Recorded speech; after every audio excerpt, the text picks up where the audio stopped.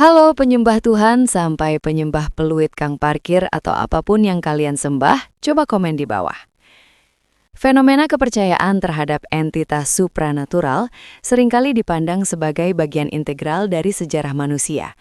Namun, jika kita menelaah lintasan sejarah peradaban dengan kacamata data dan objektivitas, tampak sebuah pola yang konsisten mengenai penyusutan domain kekuasaan dogma oleh penjelasan empiris. Pada mulanya, hampir setiap aspek alam semesta yang tidak dipahami manusia purba diatribusikan kepada kehendak ilahi atau kekuatan mistis. Guntur yang menggelegar, pergantian musim, hingga wabah penyakit yang mematikan, semuanya memiliki label teologis yang berfungsi sebagai penjelas sementara atas ketidaktahuan kolektif. Namun, seiring dengan lahirnya metode ilmiah, satu persatu wilayah yang sebelumnya dikuasai oleh narasi mitologi mulai diambil alih oleh prinsip-prinsip fisika, biologi, dan kimia. Apa yang dulu dianggap sebagai amarah Tuhan, kini dipahami sebagai pelepasan muatan listrik statis di atmosfer.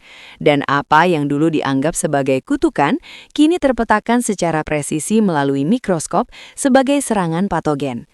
Transisi ini menciptakan sebuah konsep yang sering disebut oleh para akademisi sebagai Tuhan di celah-celah atau God of the Gaps.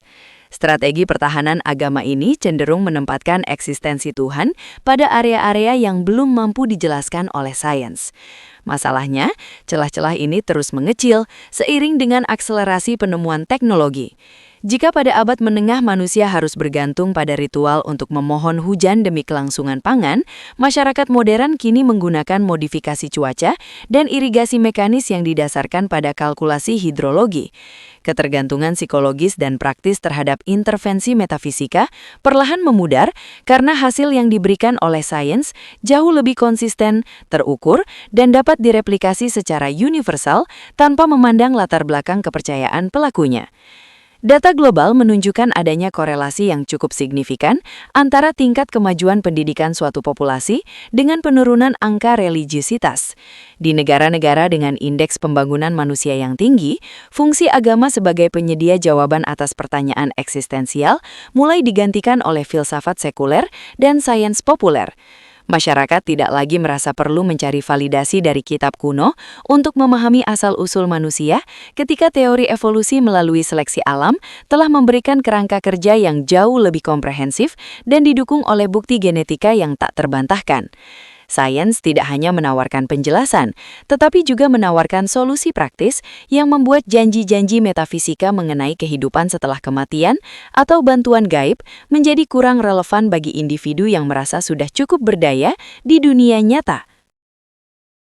Ketidakmampuan doktrin tradisional untuk beradaptasi dengan temuan-temuan baru seringkali menyebabkan gesekan intelektual yang pada akhirnya merugikan kredibilitas institusi agama itu sendiri. Ketika sebuah otoritas moral bersikeras pada pandangan geosentris, sementara teleskop membuktikan sebaliknya, atau ketika mereka menolak realitas medis demi ritual, kepercayaan publik cenderung terkikis. Dalam perspektif sejarah panjang, agama tampak seperti perangkat lunak kuno yang mencoba berjalan di atas perangkat keras otak manusia yang terus berevolusi menuju rasionalitas. Semakin kita memahami bagaimana alam semesta bekerja pada level kuantum maupun kosmologis, semakin sedikit ruang yang tersisa bagi entitas yang beroperasi di luar hukum alam. Ketidakpastian yang dulu memicu rasa takut dan tunduk pada kekuatan mistis, kini justru menjadi bahan bakar bagi penelitian laboratorium untuk menemukan jawaban yang konkret. Salah satu aspek yang paling sering luput dari pengamatan adalah bagaimana struktur otak manusia secara biologis memang memiliki kecenderungan untuk mencari pola dan agensi di balik fenomena acak.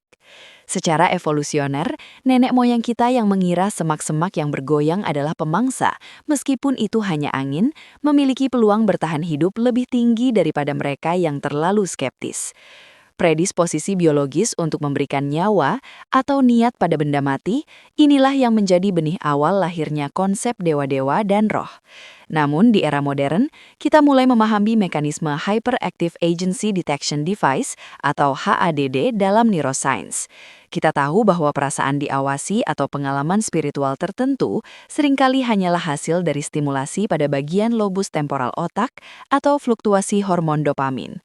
Dengan terpetakannya mekanisme ini, klaim bahwa pengalaman religius adalah bukti adanya entitas luar menjadi semakin lemah dan lebih terlihat sebagai anomali pemrosesan data di dalam tempurung kepala manusia.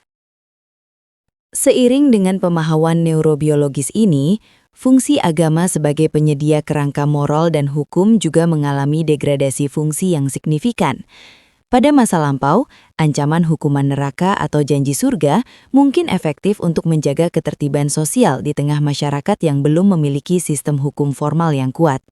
Namun peradaban kontemporer telah mengembangkan etika sekuler yang berbasis pada kontrak sosial, empati, dan konsekuensi logis di dunia nyata. Data menunjukkan bahwa masyarakat yang paling sekuler di dunia, seperti di Skandinavia, justru memiliki tingkat kriminalitas yang sangat rendah dan tingkat kebahagiaan yang sangat tinggi dibandingkan dengan negara-negara yang sangat teokratis. Hal ini mematahkan asumsi lama bahwa tanpa Tuhan, manusia akan kehilangan kompas moralnya. Sebaliknya, moralitas yang didorong oleh data dan kesejahteraan bersama terbukti lebih stabil daripada moralitas yang didikte oleh teks-teks kuno yang seringkali mengandung bias zaman perunggu yang sudah tidak relevan lagi dengan nilai-nilai kemanusiaan modern. Kita juga tidak bisa mengabaikan fakta bahwa agama seringkali menjadi penghambat bagi perkembangan intelektual karena sifatnya yang dogmatis dan anti-kritik. Ketika sebuah keyakinan dianggap sebagai kebenaran mutlak yang berasal dari otoritas tertinggi, maka setiap upaya untuk mempertanyakannya dianggap sebagai penodaan. Pola pikir seperti ini berlawanan dengan esensi sains yang menuntut keraguan konstan dan pembaharuan data. Dalam banyak catatan sejarah, kita melihat bagaimana institusi agama menghambat penelitian sel punca, eksplorasi luar angkasa, hingga pendidikan seksualitas yang komprehensif, hanya karena hal-hal tersebut dianggap melampaui kodrat atau melanggar tabu. Resistensi terhadap realitas objektif ini menciptakan jurang antara mereka yang ingin maju dengan mereka yang terjebak dalam nostalgia metafisika. Ketika sains menawarkan solusi untuk memperpanjang usia atau mengatasi kelangkaan sumber daya, dogma seringkali hanya menawarkan pengunduran diri dan kepasrahan pada takdir. Lebih jauh lagi, di tengah arus informasi yang begitu masif, narasi-narasi agama yang dulu dianggap sakral kini harus berhadapan dengan kritik sejarah dan filologi yang tajam. Teknologi digital memungkinkan siapa saja untuk mengakses analisis komparatif antar agama yang mengungkapkan bahwa banyak mitologi yang diklaim sebagai wahyu sebenarnya hanyalah adopsi atau modifikasi dari cerita-cerita rakyat yang lebih tua. Kesadaran bahwa kebenaran absolut yang mereka yakini hanyalah produk budaya yang terikat waktu dan geografis membuat banyak individu mulai melepaskan keterikatan emosional mereka pada institusi tersebut. Proses dekonstruksi ini berjalan secara organik dan sulit untuk dibendung, terutama bagi generasi yang terbiasa memverifikasi informasi melalui mesin pencari ketimbang mendengarkan khutbah dari mimbar yang seringkali tidak menyediakan ruang untuk dialog dua arah. Kehilangan monopoli atas informasi dan moralitas ini membuat agama perlahan-lahan bertransformasi dari sebuah pandangan dunia yang mendominasi menjadi sekadar hobi budaya atau identitas nostalgia bagi sebagian orang. Manusia modern mulai menyadari bahwa arti kehidupan tidak perlu diturunkan dari entitas gaib, melainkan bisa dibangun sendiri melalui pencapaian intelektual, seni, dan hubungan antar manusia yang otentik. Kekosongan yang dulu diisi oleh ritual-ritual mistis kini mulai digantikan oleh apresiasi terhadap kompleksitas alam semesta yang diungkap oleh teleskop James Webb atau keajaiban kode genetik dalam DNA. Rasa kagum terhadap realitas fisik terbukti jauh lebih memuaskan secara intelektual daripada tunduk pada misteri yang sengaja diciptakan untuk menjaga ketidaktahuan. Dampak ekonomi dari pemeliharaan institusi metafisika juga menjadi poin yang semakin krusial dalam diskusi mengenai relevansi agama di masa depan. Jika kita mengkalkulasi secara objektif, jumlah sumber daya, lahan, dan waktu yang dialokasikan manusia untuk membangun tempat ibadah serta menjalankan ritual-ritual simbolis sangatlah masif. Dalam perspektif efisiensi global, sumber daya ini seringkali dianggap sebagai investasi mati karena tidak memberikan output material yang bisa meningkatkan taraf hidup secara langsung. Ketika sebuah komunitas lebih memilih membangun monumen agung untuk entitas yang tidak terdeteksi secara empiris, membandingkan membangun laboratorium penelitian atau sistem sanitasi yang canggih, terjadi ketimpangan prioritas yang menghambat kemajuan.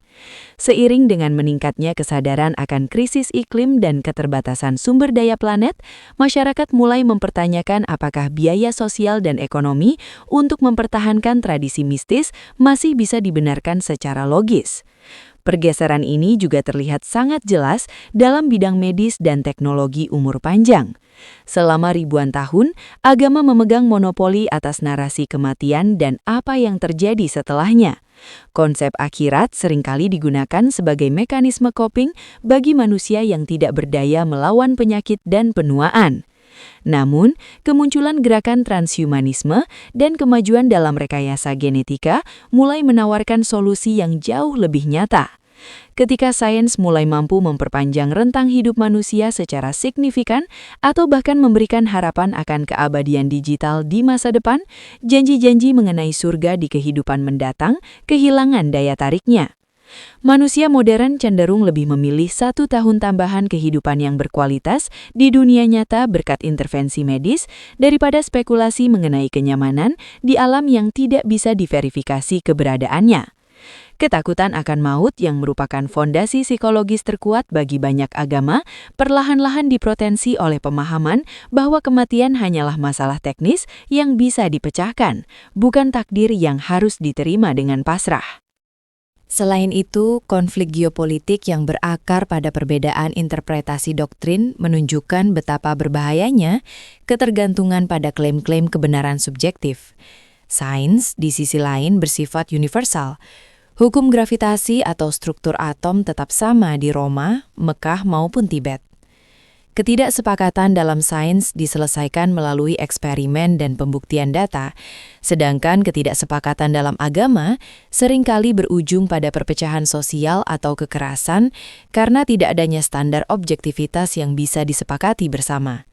Masyarakat yang mulai jenuh dengan polarisasi berbasis identitas kepercayaan mulai beralih pada sekulerisme sebagai satu-satunya cara untuk menciptakan perdamaian yang berkelanjutan. Data sejarah mencatat bahwa semakin besar pengaruh agama dalam urusan negara, semakin tinggi resiko terjadinya diskriminasi terhadap kelompok minoritas atau mereka yang memiliki pemikiran berbeda. Rasionalisme menawarkan platform di mana setiap individu dihargai berdasarkan kontribusi nyata dan kepatuhannya pada hukum manusia, bukan berdasarkan kesetiaannya pada narasi supranatural tertentu. Peralihan dari doa permohonan ke rekayasa proaktif juga menandai fase baru dalam evolusi mental manusia. Di masa lalu, ketika bencana alam atau kegagalan panen terjadi, respon kolektif yang dominan adalah ritual pertobatan atau permohonan bantuan kepada kekuatan gaib. Saat ini, pola pikir tersebut dianggap tidak efektif dan justru membuang waktu yang berharga. Kita sekarang mengandalkan sistem peringatan dini tsunami berbasis sensor laut, varietas tanaman yang tahan kekeringan hasil rekayasa laboratorium, dan kebijakan fiskal untuk menjaga stabilitas ekonomi. Ketergantungan pada keajaiban telah digantikan oleh kepercayaan pada metodologi. Fenomena ini membuktikan bahwa ketika manusia diberikan alat yang berfungsi secara konsisten, mereka akan dengan sendirinya meninggalkan alat yang hanya bekerja berdasarkan probabilitas acak atau kebetulan yang dipaksakan sebagai jawaban doa. Kita juga melihat bagaimana konsep dosa mulai kehilangan relevansi dalam sistem peradilan dan kesehatan mental modern. Apa yang dulu dicap sebagai perilaku berdosa atau kerasukan setan, kini dipahami sebagai gangguan neurologis, ketidakseimbangan kimiawi di otak, atau hasil dari trauma masa kecil yang kompleks. Pendekatan yang menghakimi secara moralitas agama mulai digantikan oleh terapi berbasis bukti dan rehabilitasi medis. Dengan menghilangkan stigma miskis dari perilaku manusia, kita bisa memberikan solusi yang lebih manusiawi dan efektif. Pengetahuan bahwa perilaku kita dipengaruhi oleh genetik dan lingkungan memberikan ruang bagi empati yang lebih luas daripada sekedar kategorisasi kaku antara baik dan jahat, yang seringkali didasarkan pada standar moralitas dari ribuan tahun yang lalu yang sudah kedaluarsa. Perubahan fundamental lainnya yang patut dicermati adalah pergeseran peran agama sebagai perekat sosial utama dalam sebuah komunitas. Di masa lalu, institusi keagamaan merupakan pusat kehidupan sosial, di mana individu mendapatkan dukungan emosional, jaringan ekonomi, hingga perlindungan fisik. Namun, di era digital dan urbanisasi yang masif, fungsi-fungsi ini telah terfragmentasi ke dalam berbagai platform sekuler. Orang-orang kini menemukan rasa memiliki dan identitas kolektif mereka melalui komunitas hobi, gerakan aktivisme sosial, atau jaringan profesional yang berbasis pada minat dan keahlian yang nyata, bukan lagi sekedar kesamaan dogma. Hilangnya kebutuhan akan agama sebagai satu-satunya sarana bersosialisasi membuat tekanan sosial untuk patuh pada ritual keagamaan semakin berkurang. Individu kini merasa lebih bebas untuk meninggalkan praktik-praktik tradisional tanpa harus merasa terisolasi dari masyarakat, sebuah kemewahan yang tidak dimiliki oleh generasi-generasi sebelumnya. Ketidakterhubungan ini semakin diperparah oleh fakta bahwa sains telah berhasil membongkar narasi antroposentrisme yang menjadi jantung dari hampir semua agama. Mayoritas doktrin metafisika menempatkan manusia sebagai pusat perhatian alam semesta, yang diciptakan secara khusus dengan tujuan yang agung. Namun, data dari astronomi dan biologi evolusioner memberikan perspektif yang jauh lebih rendah hati sekaligus realistis. Kita kini mengetahui bahwa Bumi hanyalah sebuah planet kecil yang mengorbit satu dari miliaran bintang di sebuah galaksi yang juga hanya satu dari miliaran galaksi lainnya. Pemahaman bahwa manusia hanyalah hasil dari proses evolusi selama miliaran tahun, bukan entitas yang dipahat secara ajaib, mengubah cara kita memandang tanggung jawab kita. Alih-alih merasa sebagai penguasa yang diberikan mandat oleh Tuhan, manusia mulai menyadari bahwa kita adalah bagian dari ekosistem yang rapuh, dan keberlangsungan hidup kita sepenuhnya bergantung pada pemahaman kita terhadap hukum alam, bukan pada perkenanan entitas supranatural. Kekecewaan kolektif terhadap janji-janji eskatologis atau ramalan akhir zaman yang tak kunjung terbukti juga memberikan kontribusi pada skeptisisme massa. Sepanjang sejarah, berbagai aliran kepercayaan telah berulang kali memprediksi datangnya kiamat atau intervensi ilahi yang akan mengubah tatanan dunia. Namun waktu selalu membuktikan bahwa dunia terus berputar berdasarkan hukum fisika dan dinamika politik ekonomi. Ketidakcocokan antara narasi kiamat yang dramatis dengan realitas yang berjalan secara gradual membuat banyak orang mulai memandang teks-teks tersebut sebagai karya sastra kuno yang puitis, namun tidak memiliki nilai prediktif. Sebaliknya, prediksi yang didasarkan pada data sains, seperti perubahan iklim atau ancaman pandemi, terbukti jauh lebih akurat dan mendesak untuk ditangani. Pergeseran fokus dari kiamat yang ditentukan Tuhan menjadi ancaman eksistensial yang disebabkan manusia menuntut tindakan nyata dan rasional, bukan sekedar doa atau pasrah pada takdir. Kita juga melihat munculnya fenomena spiritualitas tanpa Tuhan, atau individu yang mengidentifikasi diri sebagai spiritual but not religious. Meskipun ini tampak seperti bentuk kepercayaan baru, banyak sosiolog melihatnya sebagai fase transisi dalam proses sekularisasi yang lebih luas. Individu-individu ini biasanya mempertahankan apresiasi terhadap keindahan alam, meditasi, atau refleksi diri. Namun mereka secara tegas menolak dogma, hierarki gerejawi, dan konsep Tuhan personal yang menghukum atau memberi imbalan. Ini menunjukkan bahwa kebutuhan psikologis akan rasa kagum dan ketenangan bisa dipenuhi tanpa harus mengadopsi beban mitologi yang seringkali kontradiktif dengan nalar modern. Dengan kata lain, manusia sedang dalam proses memisahkan kebutuhan emosional mereka dari struktur teologis yang kaku, menyisakan hanya residu pengalaman personal yang lebih selaras dengan cara berpikir ilmiah. Bahkan dalam penggunaan bahasa sehari-hari, kita melihat adanya erosi istilah-istilah religius yang digantikan dengan terminologi yang lebih teknis dan objektif. Kata-kata seperti berkah kini sering digantikan oleh keberuntungan atau peluang statistik, dan cobaan digantikan oleh tantangan adaptif atau konsekuensi sistemik. Perubahan linguistik ini mencerminkan pergeseran paradigma dalam otak manusia. Kita tidak lagi melihat dunia sebagai panggung drama moral antara kebaikan dan kejahatan, melainkan sebagai sistem kompleks yang beroperasi berdasarkan hubungan sebab akibat. Ketika bahasa yang kita gunakan untuk memahami realitas tidak lagi memerlukan referensi supranatural, maka konsep Tuhan itu sendiri akan perlahan-lahan kehilangan tempatnya dalam kesadaran publik, menjadi sebuah arkaisme yang hanya ditemukan dalam buku-buku sejarah dan literatur klasik. Integrasi teknologi kecerdasan buatan dan algoritma dalam kehidupan sehari-hari juga memberikan pukulan telak bagi peran tradisional agama sebagai sumber hikmat dan bimbingan personal. Jika dahulu seseorang yang menghadapi dilema moral atau kebingungan hidup akan mendatangi pemuka agama untuk mencari nasihat yang bersifat interpretatif, kini individu lebih cenderung berinteraksi dengan sistem berbasis data yang mampu memberikan analisis objektif dan solusi pragmatis. Algoritma tidak hanya menawarkan saran berdasarkan teks kuno, tetapi berdasarkan jutaan data poin mengenai perilaku manusia, psikologi, dan konsekuensi logis. Peralihan ini menunjukkan bahwa manusia mulai lebih mempercayai hasil olah data yang transparan daripada intuisi ilahi yang seringkali bias dan tidak konsisten. Kehadiran asisten cerdas yang mampu menjawab pertanyaan kompleks secara instan membuat klaim-klaim otoritas agama tentang pengetahuan rahasia menjadi tampak usang dan tidak kompetitif di pasar ide modern.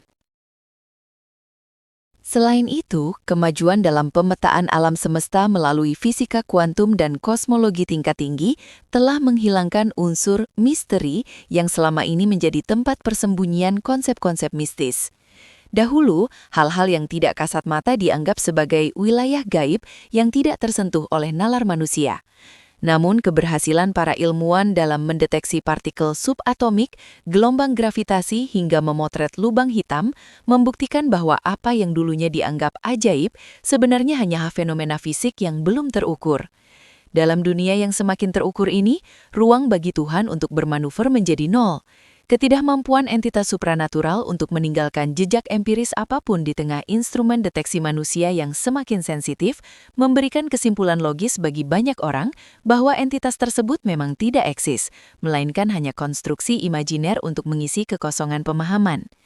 Pendidikan sains yang semakin merata juga bertindak sebagai perisai intelektual terhadap indoktrinasi sejak usia dini.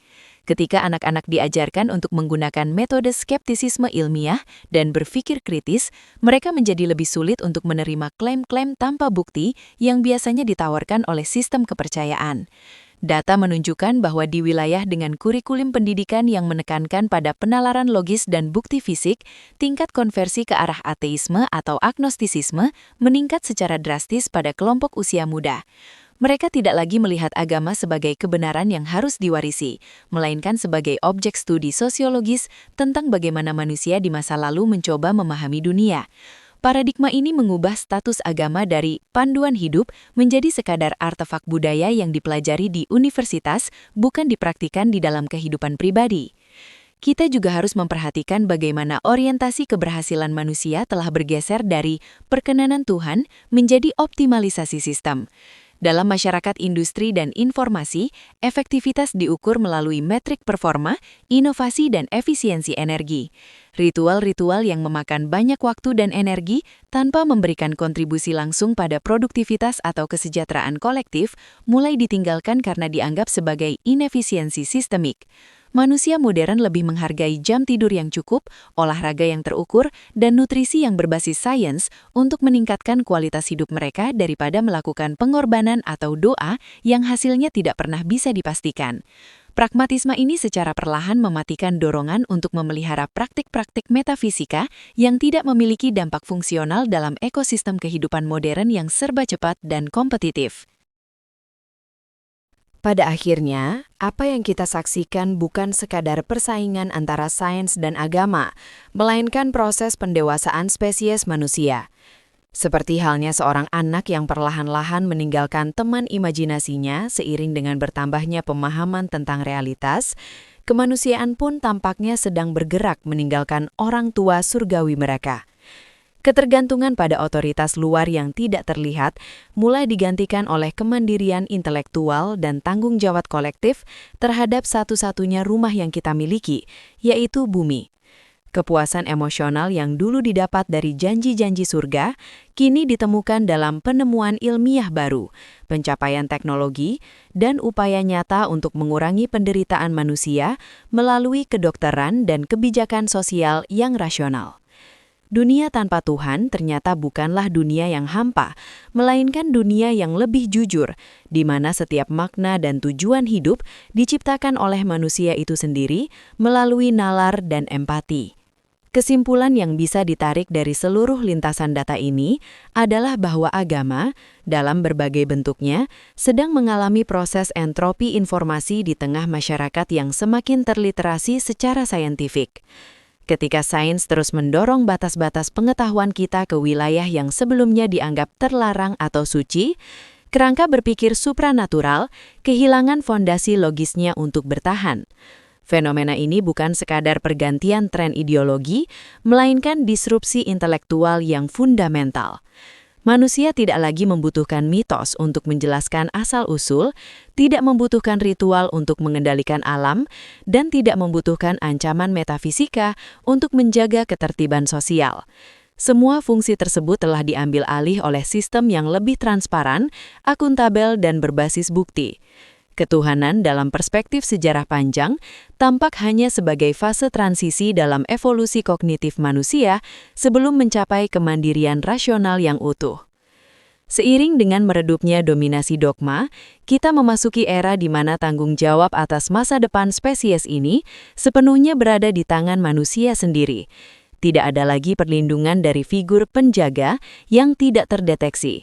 Namun di sisi lain, tidak ada lagi keterbatasan yang dipaksakan oleh aturan-aturan kuno yang tidak relevan.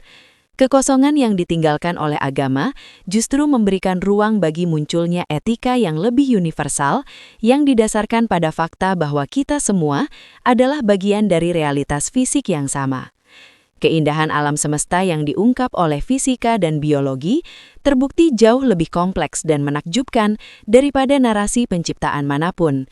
Dengan melepaskan ketergantungan pada hal-hal mistis, manusia justru mendapatkan kesempatan untuk melihat dunia dengan apa adanya, yaitu tempat yang penuh dengan tantangan nyata yang hanya bisa diselesaikan dengan kecerdasan, kerjasama, dan komitmen pada kebenaran empiris. Pada akhirnya, pertanyaan apakah manusia akan berhenti percaya pada Tuhan mungkin akan terjawab dengan sendirinya melalui waktu. Seiring dengan semakin mengecilnya celah-celah yang bisa diisi oleh penjelasan gaib, eksistensi konsep tersebut akan menjadi semakin marginal hingga akhirnya hanya tersisa sebagai catatan kaki dalam sejarah sosiologi. Peradaban yang maju adalah peradaban yang berani menghadapi ketidakpastian tanpa perlu menciptakan penghiburan semu. Kita sedang bergerak menuju masa depan di mana nalar menjadi satu-satunya kompas dan realitas menjadi satu-satunya tempat berpijak. Disinilah letak kedewasaan sejati manusia. Ketika kita mampu berdiri tegak di tengah luasnya alam semesta, menyadari keterbatasan kita, namun tetap berusaha mencari makna melalui pencapaian intelektual dan kemanusiaan yang nyata, tanpa perlu bantuan dari bayang-bayang masa lalu. Terima kasih telah menyimak pembahasan mendalam ini hingga selesai. Narasi-narasi kritis dan berbasis data seperti ini adalah komitmen kami di channel Silent Majority untuk terus menghadirkan perspektif yang jernih di tengah kebisingan dogma dan opini tanpa dasar. Kami percaya bahwa keberanian untuk mempertanyakan hal-hal yang selama ini dianggap tabu adalah langkah awal menuju pencerahan intelektual yang sesungguhnya. Jika Anda merasa konten seperti ini memberikan nilai tambah bagi cara Anda memandang dunia, pastikan untuk menekan tombol subscribe dan menyalakan lonceng notifikasi agar tidak tertinggal pembahasan-pembahasan kami selanjutnya. Bagi Anda yang ingin mendukung keberlanjutan riset dan produksi konten berkualitas tinggi dari kami mengundang Anda untuk bergabung menjadi bagian dari membership Silent Majority. Dengan bergabung sebagai member, Anda akan mendapatkan akses ke video-video khusus yang lebih mendalam, diskusi eksklusif, serta kesempatan untuk menyaksikan video-video terbaru kami lebih awal dari siapapun. Dukungan Anda sangat berarti bagi kami untuk tetap berdiri sebagai suara yang rasional dan objektif.